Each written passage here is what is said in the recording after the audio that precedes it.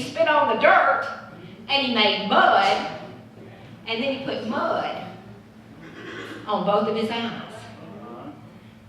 And then he said, you go dip in the pool of Siloam. So the young man was obedient, and he was healed. But there's a couple more points as I start to close this morning. First of all, that man had to get to Siloam. Now, there wasn't anything magical about Siloam. It wasn't like the pool of Bethesda where the water was stirred certain seasons of the year. This was just water. In fact, it was an underground tunnel with a spring that was built by Hezekiah to bring water into the city. So there was nothing powerful about Siloam. But you know what? That young man had to find somebody to take him to Siloam.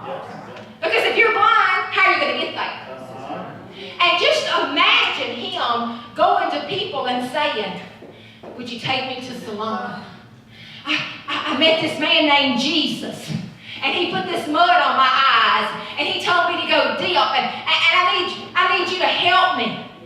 And how many people may have laughed at him and said, hey friend, you know what, you got mud pies on your eyes. I don't have time to fool with you.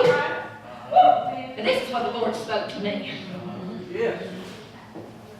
Somebody had to get him there. And we don't know who took him, but eventually he had to find somebody that would say, I'll take you to your Siloam. I'll take you so you can receive your miracle. I'll take you so you can get your breakthrough. I'll take you so I can do a miracle in your life.